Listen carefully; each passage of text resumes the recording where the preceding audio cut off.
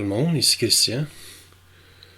La vidéo que vous voyez présentement a fait réagir quelque peu sur la toile et je vais maintenant vous montrer comment j'ai réalisé cette image, du moins l'image de base, à travers PixInsight. Ceci va être probablement mon dernier vidéo de l'année, donc j'en profite pour vous souhaiter de très joyeuses fêtes et de belles vacances si c'est le cas pour vous.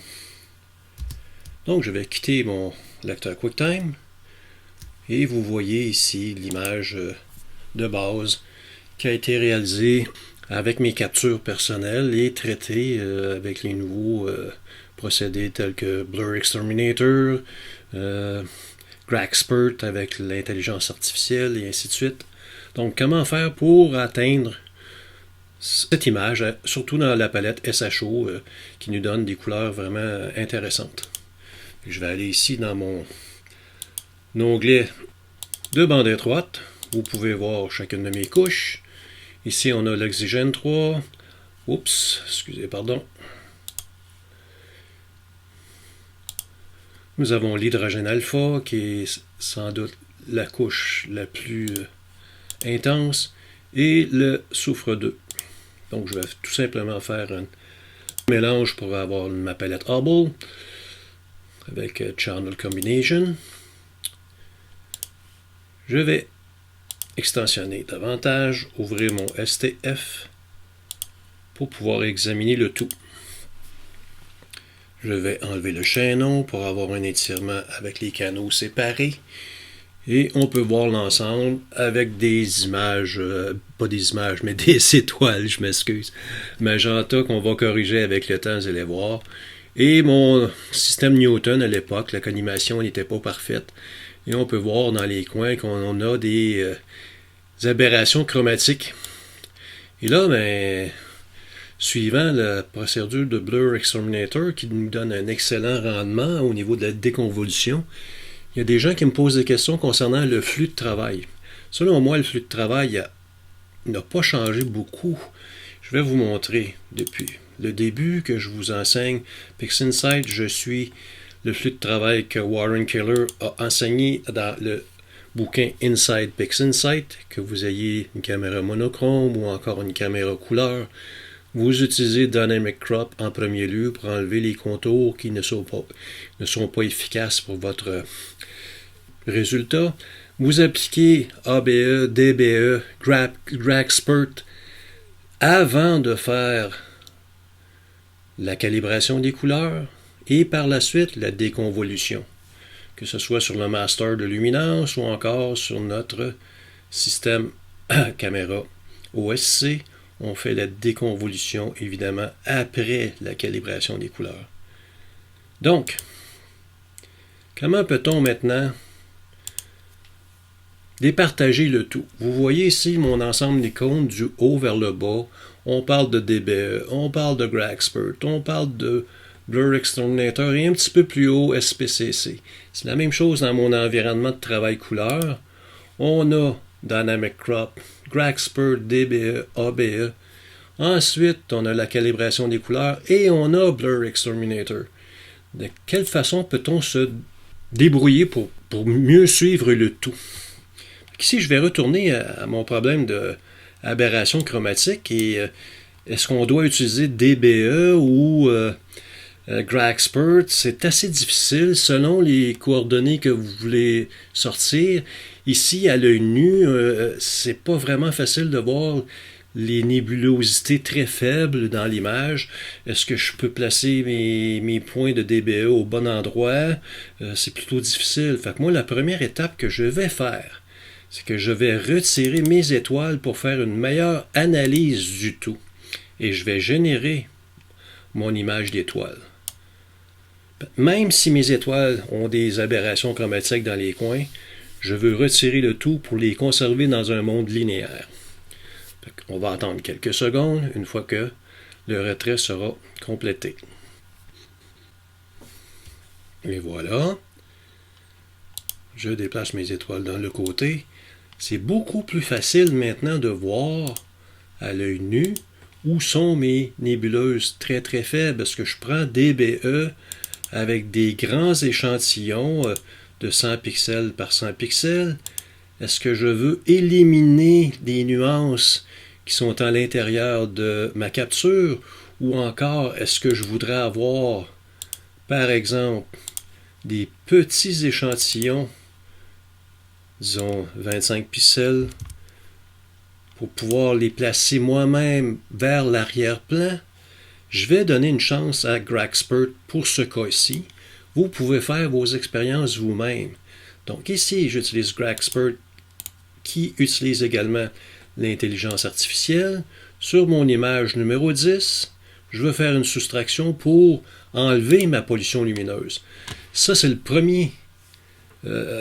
première étape qu'on doit exécuter avant même de corriger le seeing et de faire une déconvolution. Je vais repasser mon STF. Et vous voyez ici, on a une image qui a beaucoup plus de fins détails dans les ombres et ainsi de suite. On a retombé avec une couleur verte, mais ça, c'est pas tellement grave. Ce que je vais faire à partir de maintenant, au niveau du process, je vais aller dans Pixel Matte pour aller chercher mon image numéro 10. Je vais additionner mes étoiles. On est en mode linéaire, je n'ai pas besoin de faire un screen, on-screen. On le fait quand on est en mode non linéaire. Et je veux remplacer mon image cible pour revenir à la base. Et voilà. J'ai récupéré mes étoiles. Et ici, j'ai des aberrations chromatiques dans les coins. À partir de maintenant, je vais corriger cette portion-là de mon image.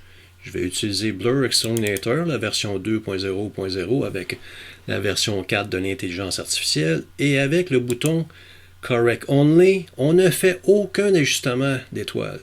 On ne fait aucun ajustement non stellaire. Donc, les étoiles ne seront pas rapetissées. Mes nébuleuses ne seront pas... la netteté ne sera pas augmentée. On ne fera pas de déconvolution, mais absolument pas. On va simplement corriger les aberrations chromatiques qui se trouvent dans ma capture. Et vous voyez ici qu'on a un résultat vraiment fort intéressant. Je vais faire avant, après. Donc, le PSF, le Point Spread Function, le point central de l'étoile avec la diffusion vers l'extérieur a été rétabli. Donc, on a une addition de chacune des couches, le rouge, le vert et le bleu, ont été repositionnés et recalculés. S'il y a une couche qui a été saturée, qui dépassait le 1.0 au niveau des teintes d'intensité lumineuse de PixInsight, ils ont été recalibrés pour être descendus sur le bord de 1.0, mais les trois ensemble peuvent faire qu'on a des étoiles qui pourraient être saturées. À partir de cet instant, je vais me définir un arrière-plan pour pouvoir utiliser SPCC. Disons que je prends ici cette surface-là ici. C'est bien à mon sens. J'ouvre SPCC. Je prends mon échantillon d'arrière-plan. Et maintenant, je vais essayer de trouver dans cette image toutes les étoiles Gaïa qui pourraient concorder avec la base de données pour me donner une référence de couleur et rétablir l'équilibre de ma capture, de ma combinaison de couches S2, HA et O3. Et voilà, on a un résultat ici qui donne quand même une belle définition au niveau du graphique. On a eu 859 étoiles qui ont été détectées dans l'ensemble. Je peux refaire un étirement avec mon STF pour avoir un meilleur équilibre. Le problème qui pourrait subvenir une fois qu'on a passé Blur Exterminator avec l'option Correct Only, on pourrait augmenter la saturation des étoiles. Et l'évaluation du signal dans SPCC, à l'heure actuelle, il est à 0.75. Si on regarde la console, je vais déplacer mon procédé. On voit ici que le seuil de saturation est à 0.75. J'ai vécu sur certaines captures où ce que SPCC était incapable d'avoir un nombre d'étoiles suffisant pour faire l'équilibre, pour faire la balance des couleurs. Qu'est-ce que vous devez faire dans ce cas-là? C'est d'augmenter votre seuil. Vous pouvez même vous rendre jusqu'à 1.0 et retirer le seuil relatif et tomber en valeur absolue. Dans ce cas-là, lorsque vous allez appliquer votre calibration des couleurs, vous allez avoir beaucoup plus d'étoiles qui vont être acceptées pour faire le calcul complet. La petite attrape est ici. Faites attention avec le seuil à 0.75, ça pourrait être à l'occasion ne pas avoir assez d'étoiles pour pouvoir faire une correction adéquate. Ici, je vais enlever mon échantillon. Et maintenant, je vais faire une déconvolution. On est rendu à l'étape de Blur Exterminator, mais au niveau de l'ajustement stellaire et au niveau de l'ajustement non stellaire pour faire une déconvolution. Je l'applique à mon image.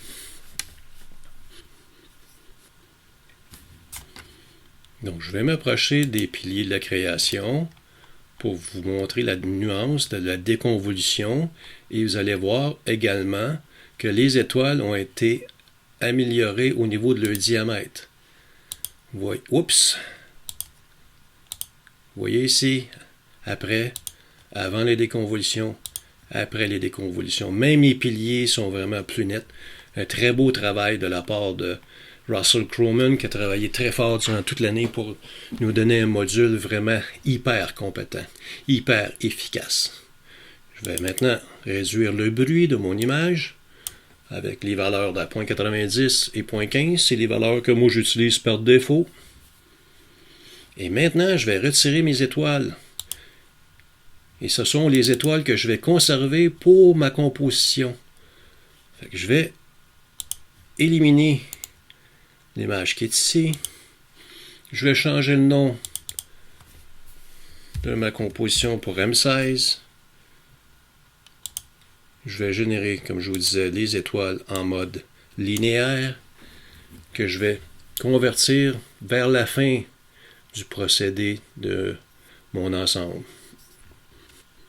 Et voilà, nous avons nos étoiles que je vais transférer à mon espace de travail flux de couleurs. Et j'ai maintenant la nébuleuse de l'aigle en mode sans étoiles et avec le vert prédominant. C'est normal, c'est le H-alpha qui domine le tout. Fait que je vais utiliser le procédé de Bill Blanchard, Narrowband Normalization.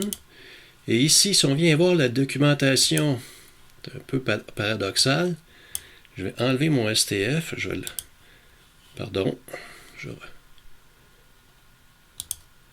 Bill Blanchard ne recommande pas du tout l'utilisation de son procédé dans le monde linéaire.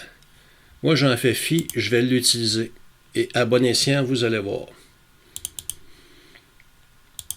Ce que je veux faire, je vais ouvrir mon aperçu en temps réel. Je vais changer ma palette HOO, c'est une palette SHO. Et le lightness que Bill Blanchard recommande de ne pas utiliser dans le monde linéaire, je vais l'activer parce que je veux surtout voir les nuances de mon canal H-alpha. C'est lui qui m'en donne le plus de nuances à travers ma composition. Donc ici, le STF va devenir assez important. Attendez, je vais faire un étirement. Et ici, je vais venir jouer avec mon STF pour m'aider à mieux voir les nuances que je vais donner à mon image linéaire avant de l'étirer. Ici, est-ce qu'on veut avoir un peu de SNR pour retirer le vert de notre composition? Et vous prenez votre temps, laissez le temps à votre carte graphique d'effectuer le travail. Est-ce que je veux booster l'arrière-plan en oxygène 3, la portion qui est un peu bleue? Est-ce que je voudrais avoir davantage d'oxygène 3 dans ma composition?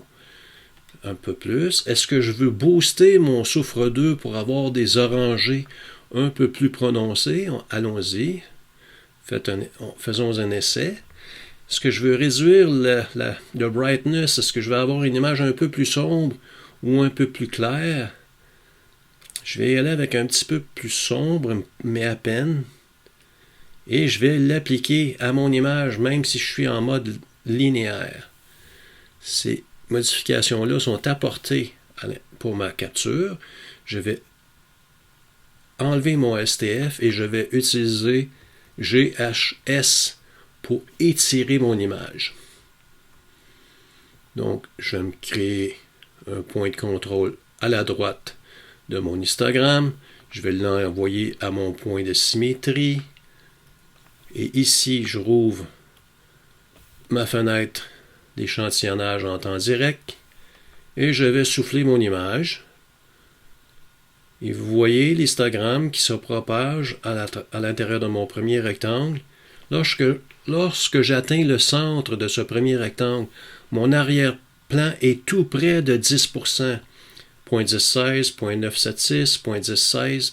C'est mon premier contact, mon premier étirement. Je l'applique.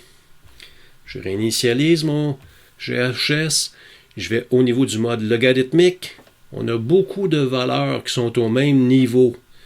On doit travailler à son goût pour essayer d'avoir le moins de valeurs sur le même plancher. Ici à la droite, on peut voir une espèce de nuage bleu qui fait un Y. Est-ce que je veux accentuer cette portion-là ici, là, de l'image? Fait que vous voyez où se situe ma barre jaune dans mon histogramme. C'est le point que je veux demander d'être mon nouveau point de symétrie. Je l'applique. Je sors de mon environnement logarithmique. Et je souffle cette portion pour avoir un plus grand contraste. Je veux évidemment protéger mes hautes lumières parce qu'on est en train de brûler le cœur de ma composition. Je veux souffler, vous voyez l'histogramme se déplace vers la gauche. Je veux souffler mes basses lumières pour récupérer mon fond qui est à 10%. Ici, là, et voilà 9. On peut jouer avec les boutons de l'interface ou encore avec les triangles de notre histogramme. C'est libre à nous de choisir la façon qui nous satisfait le plus. Est-ce que je veux changer mon point de symétrie pour avoir un contraste différent? Vous y allez selon votre goût artistique. Ici, je n'ai rien à voir, ça n'a rien à voir avec les données scientifiques. Fait qu'on fait un avant-après. Je vais quand même sauvegarder mes hautes lumières encore. Je trouve que mon centre est un peu trop éclaté. Je vais souffler mes basses lumières. Je fais avant-après pour regarder mon nuage bleu qui fait le Y. Est-ce que je suis satisfait du nouveau ratio, du nouveau rapport de contraste? Oui. Donc, je l'applique. Je réinitialise encore une fois. Est-ce qu'il y a une autre section dans mon graphique que je voudrais améliorer? Est-ce que je peux avoir un contraste ici au niveau du pilier qui est assez central? Je vais l'appliquer ici pour voir si je peux améliorer le rendement global de ma composition. Le contraste s'effectue. Je vais souffler mes ombres pour récupérer le plus possible. Vous allez voir, on va se rendre quasiment à la droite. Est-ce que je veux diminuer un peu mes hautes lumières pour les protéger? Est-ce que je peux changer le point de symétrie?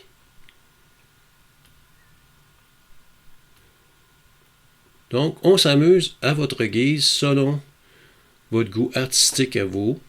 C'est vous qui êtes le chef d'orchestre à ce moment-ci. J'ai fait 3 ajustements de GHS.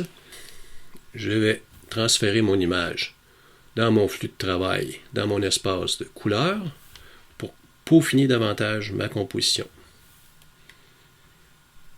Ici, je vais placer mes étoiles complètement dans le bas à la droite.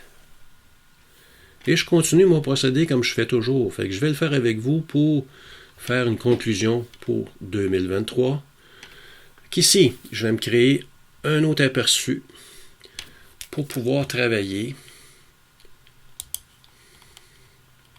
Est-ce que je veux avoir plus de détails fins à travers toute la composition? Je vais essayer HDR-MT, mais en mode intensité, pour pouvoir garder les couleurs de mon ensemble.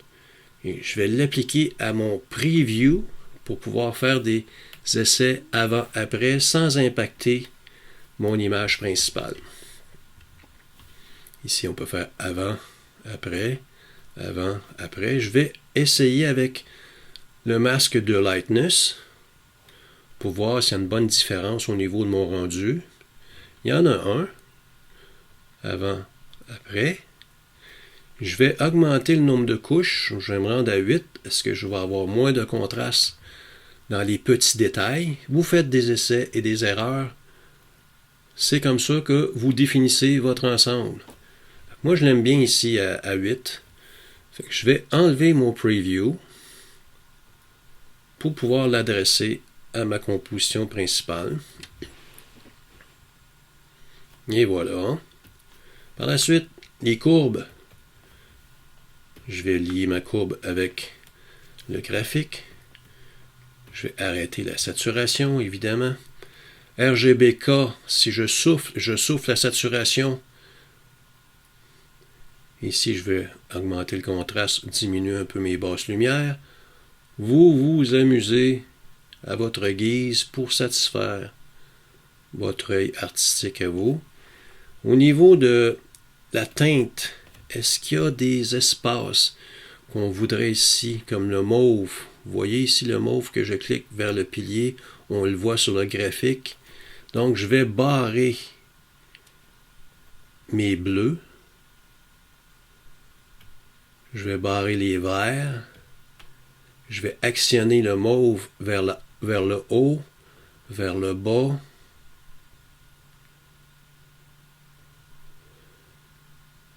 C'est vous qui décidez la teinte que vous voulez obtenir dans votre composition.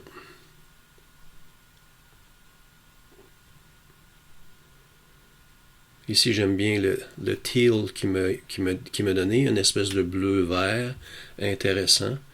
Est-ce que je veux augmenter les orangés ou les diminuer? Ici, je vais les augmenter un peu. Donc, vous faites la courbe qui vous convient le plus, un avant, après. J'aime bien, je vais appliquer ça ici.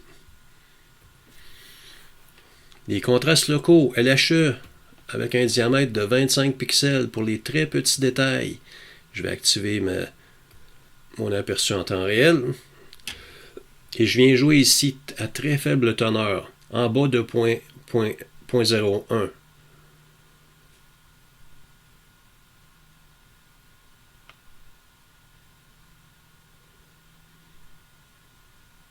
J'aime bien 0.08, en bas de 0.1, je m'excuse. Pour augmenter les détails, je l'applique. Je vais faire la même chose avec un diamètre de 140 pixels pour les grandes structures. Est-ce que je veux un impact plus poussé? Vous faites avant, après, à votre guise. Ici, on a des belles réactions au niveau des ombrages. Je vais l'appliquer aussi. Il ne me reste plus qu'à faire Unsharp Mask pour voir des détails plus particuliers au niveau des piliers.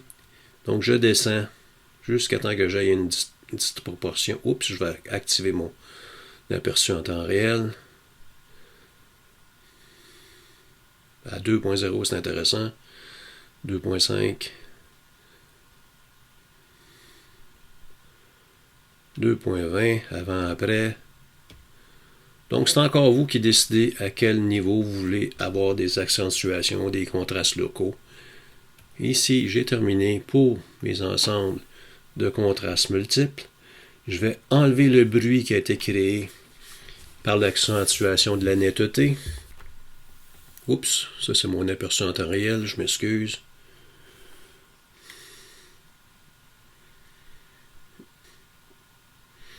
Je vais vérifier mon historique pour ne pas avoir appliqué. OK, Noise Exterminator est appliqué seulement une fois. Fait que je vais me créer un clone du M16 pour pouvoir le nommer sans étoile.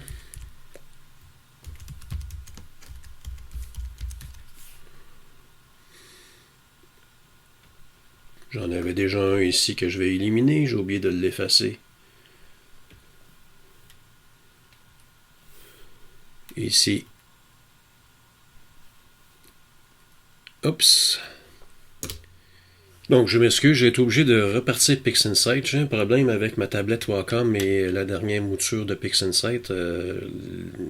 Les écrans deviennent transparents et ils ne répondent plus. Donc, j'ai été capable de récupérer mon projet. Je vous disais que j'avais déplacé ma copie sans étoile. Et ici, je vais travailler mon image avec les étoiles. Je vais ouvrir mon STF. Et je prends note de l'étendue des étoiles que je vois à l'heure actuelle en mode linéaire. C'est pour me rafraîchir tout simplement la mémoire. Je vais enlever l'apparence pour pouvoir utiliser transformation d'histogramme. J'aime beaucoup ce procédé pour les étoiles. Et je préfère GHS pour mes nébuleuses. Chacun ses goûts. Libre à vous d'utiliser le procédé qui vous convient le mieux. Ici, je vais étirer les étoiles pour avoir une similitude au niveau de l'expansion que j'ai obtenue il y a quelques secondes.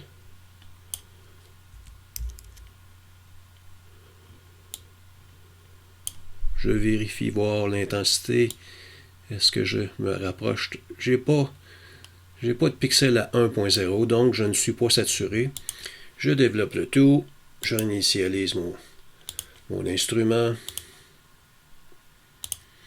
J'ai mes étoiles que je déplace sur le côté. Maintenant, je vais utiliser mathématiques. Non, pas maintenant, excusez-moi, je me suis trompé. Je vais aller au niveau de mes scripts. Au niveau de mon programme Master of PixInsight, je vais combiner mes deux images. Donc, je vais prendre M16 avec les étoiles, M16 Star, en mode screen, parce qu'on a maintenant, nous sommes dans les deux images sont dans un monde étiré, nous ne sommes plus dans le monde linéaire. Ça me donne une composition qui s'appelle Image Combine avec Pixel Matte. Je vais chercher mon image Image Combine que je vais placer sur ma composition. Et voilà. Je n'ai plus besoin de mon image, Image Combine. Ici, je vais utiliser Star Reduction de Bill Blanchen. Je vais activer M16 sans étoiles. Je vais initialiser la protection des très petites étoiles dans le script. Vraiment très intéressant. Par la suite, je me crée un carré pour faire une évaluation. Commande-clic avant. Après, j'aime bien le rendu, donc je me crée une image qui va s'appeler Star Reduced. Et voilà. Encore Pixel Matte que je réinitialise ici pour aller chercher l'image Star Reduce que j'applique à ma composition. Et voilà, on a fait le cheminement complet. Quel est mon flux de travail à moi?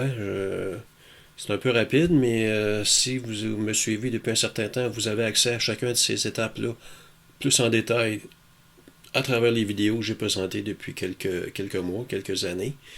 Et j'ai sauvegardé cette image-là en TIFF pour la convertir par la suite dans Affinity Photo pour pouvoir créer mon vidéo avec Apple Motion.